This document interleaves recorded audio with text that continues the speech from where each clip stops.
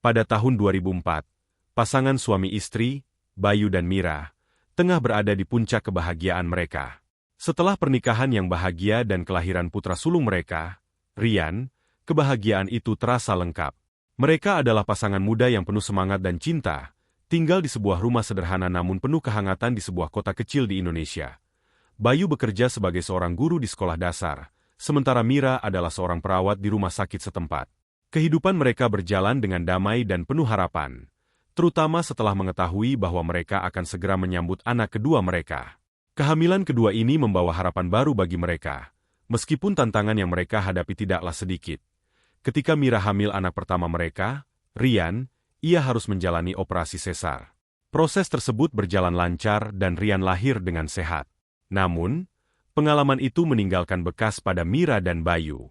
Mereka sangat berhati-hati selama kehamilan kedua ini, mengikuti semua saran dokter dengan ketat namun, saat kehamilan Mira mencapai bulan ke-6, komplikasi mulai muncul. Dokter menemukan bahwa posisi janin tidak normal, dan ada kemungkinan besar bahwa Mira harus menjalani operasi sesar kembali. Mereka diberitahu bahwa operasi proaktif diperlukan untuk menyelamatkan nyawa bayi mereka. Kabar ini mengguncang mereka, namun mereka tahu bahwa demi keselamatan anak mereka harus menghadapi situasi ini dengan keberanian. Hari yang dinantikan tiba. Mira masuk ruang operasi dengan dukungan penuh dari Bayu. Di luar ruang operasi, Bayu duduk gelisah, berdoa agar semuanya berjalan lancar. Setelah beberapa jam yang terasa seperti selamanya, seorang dokter keluar dari ruang operasi dengan wajah muram. "Pak Bayu, kami mohon maaf. Tim sudah melakukannya semaksimal mungkin, namun ternyata kenyataan berkata lain," kata dokter itu dengan suara rendah. Kata-kata itu menghantam Bayu seperti palu. Dunia seolah runtuh di sekitarnya. Dalam sekejap, semua harapan dan kebahagiaan yang mereka rasakan berubah menjadi kesedihan mendalam. Bayu merasa hancur, tetapi ia tahu bahwa ia harus kuat untuk Mira, yang saat itu masih berada di bawah pengaruh bius total. Ketika Mira akhirnya sadar dari pengaruh bius, Bayu berada di sisinya. Dengan hati-hati dan penuh air mata, ia menyampaikan kabar duka tersebut. Mira menangis histeris, merasa patah hati karena kehilangan anak yang belum sempat ia lihat atau peluk. Tangis kesedihan dan keputusasaan memenuhi ruangan itu, mengiringi kehilangan yang tak tertahankan. Puluhan tahun berlalu, namun luka yang ditinggalkan oleh kehilangan anak kedua mereka tetap membekas di hati Bayu dan Mira. Meskipun mereka telah melanjutkan hidup dan membesarkan Rian dengan penuh cinta, kenangan akan anak kedua mereka yang tak pernah mereka lihat selalu menghantui mereka. Setiap kali melihat anak-anak lain bermain, Mira seringkali membayangkan bagaimana rupa dan tingkah laku anak keduanya jika ia masih hidup. Ia sering berhayal tentang senyum dan tawanya, tentang hari-hari yang seharusnya mereka lewati bersama. Bayu pun merasakan hal yang sama. Di tengah-tengah kesibukan mengajar, pikirannya sering melayang pada anak yang hilang itu, Rian, yang tumbuh menjadi pemuda cerdas dan berbakti, memahami rasa kehilangan yang dirasakan orang tuanya. Ia tahu tentang adiknya yang telah meninggal, dan seringkali merasakan kehampaan, karena tidak pernah mengenal adik kandungnya. Namun, ia berusaha menjadi anak yang baik dan mengisi kekosongan itu dengan kasih sayang dan perhatian. Meski kehidupan terus berjalan, kesedihan itu tidak pernah benar-benar hilang.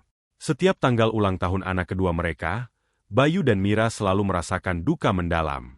Mereka mengenang hari itu dengan berdoa dan mengunjungi makam kecil yang mereka buat di halaman belakang rumah, tempat mereka menanam pohon untuk mengenang anak mereka yang hilang. Pada bulan April tahun ini, sebuah kejutan tak terduga datang ke kehidupan Bayu dan Mira. Pagi itu, pintu rumah mereka diketuk oleh seorang relawan dari sebuah organisasi kemanusiaan. Relawan tersebut bertugas mencari kerabat yang terpisah dan menyampaikan kabar mengejutkan. "Kami menemukan informasi bahwa anak kedua Anda mungkin masih hidup," kata relawan itu dengan hati-hati. Bayu dan Mira tertegun mendengar kabar itu.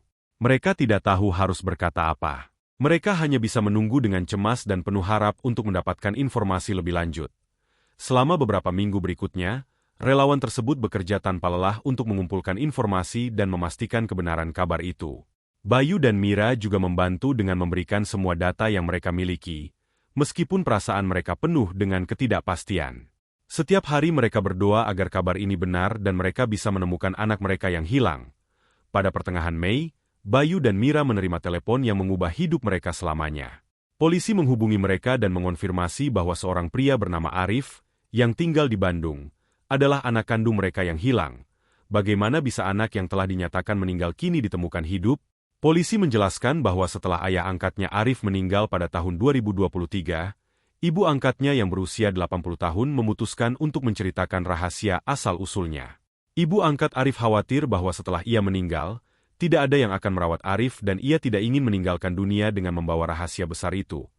Arif, yang kini berusia 20 tahun, menceritakan bahwa ternyata ia dibawa keluar dari ruang operasi oleh dokter dan diserahkan kepada kerabat direktur rumah sakit. Namun, berpuluh tahun telah berlalu, jadi rincian spesifiknya tidak lagi jelas. Arif menjelaskan bahwa setelah mengetahui kebenaran dari ibu angkatnya, ia memutuskan untuk mencari keluarga kandungnya. Arif memulai perjalanan mencari asal-usulnya dengan penuh tekad.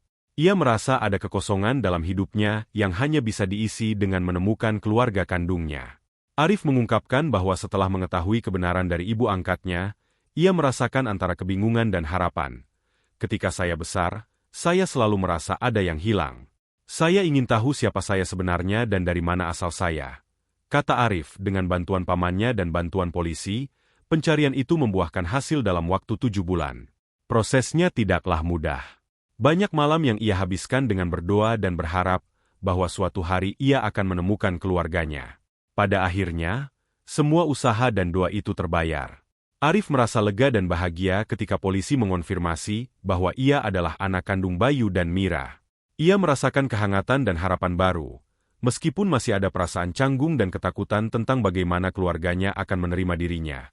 Hari yang dinantikan akhirnya tiba. Bayu, Mira, dan Rian merasa tegang namun penuh harap saat mereka bersiap-siap untuk bertemu dengan Arif untuk pertama kalinya. Perjalanan mereka ke Bandung dipenuhi dengan berbagai perasaan, kegembiraan, kecemasan, dan harapan. Ketika mereka tiba di tempat yang telah disepakati, hati mereka berdebar kencang. Arif, yang juga merasa tegang, menunggu dengan cemas. Ketika akhirnya mereka saling melihat, waktu seolah berhenti sejenak. Tangis bahagia pecah saat mereka saling berpelukan, menghapus semua jarak dan waktu yang telah memisahkan mereka. Selama ini kami berpikir kamu sudah meninggal. Kami sangat merindukanmu, kata Bayu dengan suara bergetar. Arif tersenyum, matanya juga basah oleh air mata. Saya juga selalu merasa ada yang hilang. Kini saya tahu, itu adalah kalian. Momen reuni tersebut diselimuti suasana haru biru. Rian, yang kini melihat adik kandungnya untuk pertama kali, merasa campuran antara kebahagiaan dan rasa terharu. Mereka semua saling berpelukan erat, merasakan kehangatan keluarga yang telah lama hilang kini kembali. Kehangatan keluarga yang telah lama hilang kini kembali, memberi harapan baru dan mengobati luka lama. Reuni ini adalah awal dari perjalanan baru mereka sebagai keluarga yang utuh kembali, menghadapi masa depan dengan harapan dan cinta yang lebih besar. Mereka tahu bahwa perjalanan ini tidak akan mudah, tetapi mereka siap menghadapi semuanya bersama-sama, sebagai sebuah keluarga. Setelah reuni yang mengharukan, Bayu, Mira, Rian, dan Arif mencoba menyesuaikan diri dengan kenyataan baru ini. Meskipun mereka bahagia telah menemukan kembali Arif, banyak hal yang harus mereka pelajari dan pahami tentang satu sama lain. Arif telah hidup dengan identitas yang berbeda selama lebih dari 2 dekade. Ia memiliki keluarga angkat yang telah membesarkannya dengan cinta dan kasih sayang. Ia juga memiliki kenangan dan pengalaman hidup yang berbeda dari yang dibayangkan oleh Bayu dan Mira. Penyesuaian ini tidaklah mudah bagi semua pihak. Mira seringkali merasa cemas dan khawatir. Bagaimana kalau Arif merasa tidak nyaman dengan kita? Tanyanya pada Bayu suatu malam. Bayu merangkulnya, mencoba memberi kekuatan. Kita harus memberikan waktu dan ruang baginya. Bu, kita semua butuh waktu untuk menyesuaikan diri. Di sisi lain, Rian berusaha mendekatkan diri dengan Arif. Sebagai saudara kandung, mereka mencoba menemukan kesamaan dan membangun hubungan yang kuat. Rian mengajak Arif ke tempat-tempat yang ia sukai, berbagi cerita tentang masa kecilnya, dan mendengarkan kisah hidup Arif. Bagaimana rasanya tumbuh tanpa mengetahui asal-usulmu? Tanya Rian suatu hari ketika mereka duduk di taman. Arif tersenyum tipis. Itu sulit. Selalu ada perasaan kosong, seperti ada sesuatu yang hilang dalam hidupku. Sekarang, mengetahui kalian adalah keluarga kandungku, rasanya seperti mengisi kekosongan itu. Meski telah bersatu kembali, keluarga ini masih merasa ada banyak pertanyaan yang belum terjawab. Mereka memutuskan untuk mencari informasi lebih lanjut tentang apa yang sebenarnya terjadi pada tahun 2004. Bayu dan Mira menemui dokter dan staf rumah sakit yang terlibat pada saat itu, mencoba mendapatkan kejelasan. Setelah banyak pencarian dan interogasi, mereka menemukan bahwa ada praktik ilegal yang melibatkan penjualan bayi di rumah sakit tersebut. Arif adalah salah satu korban dari praktik tersebut. Dokter yang terlibat telah lama meninggal, tetapi beberapa staf yang masih hidup memberikan kesaksian tentang kejahatan yang terjadi.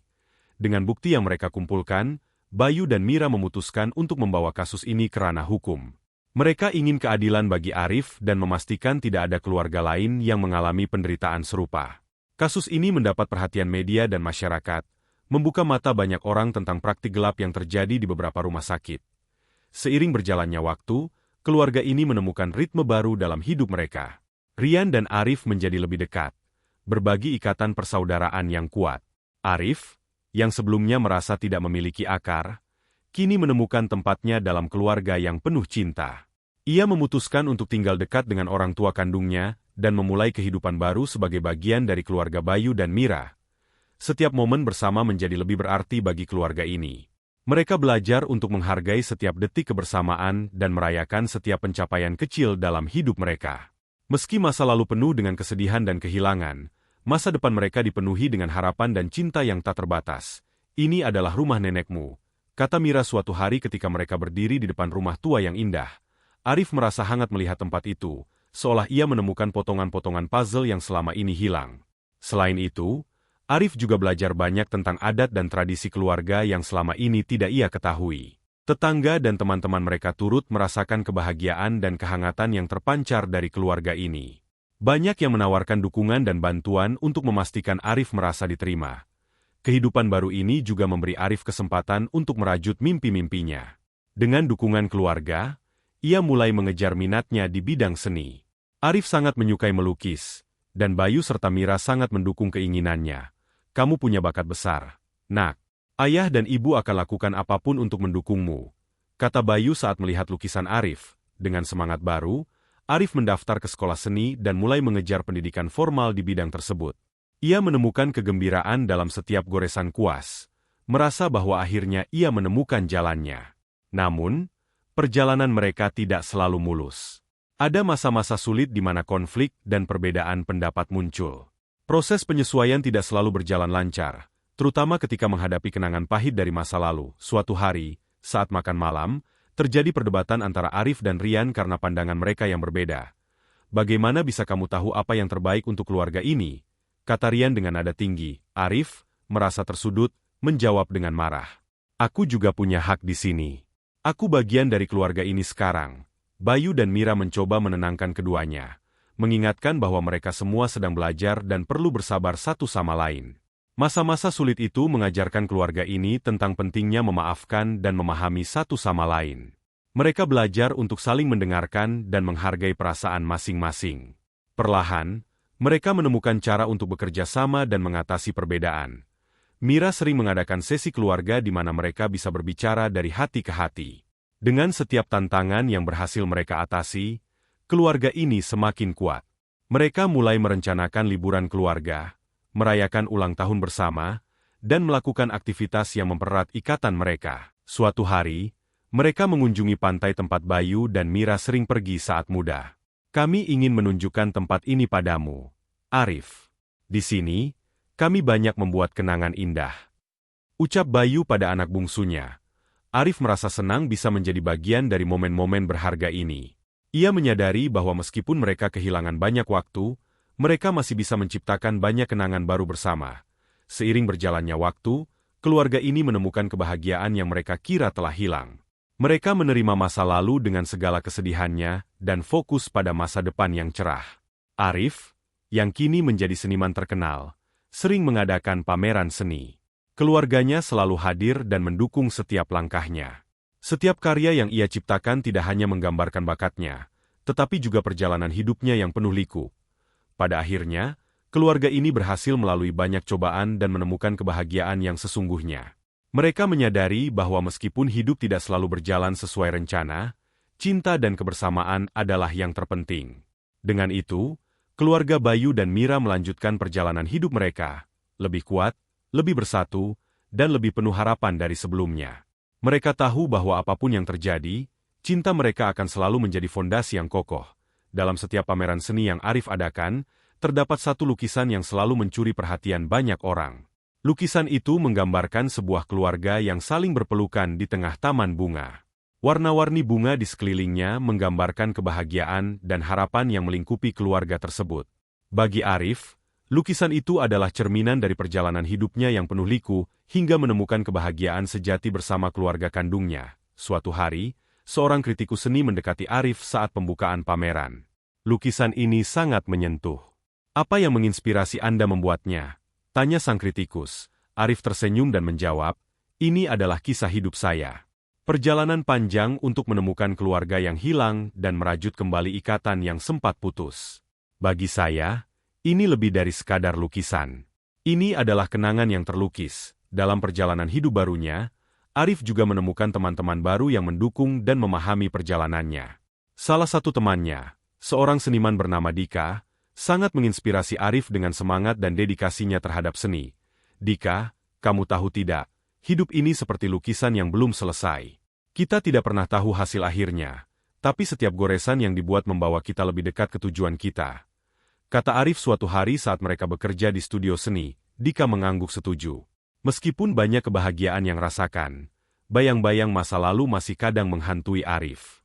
Ada malam-malam di mana mimpi buruk tentang masa kecilnya yang penuh kebingungan menghampirinya.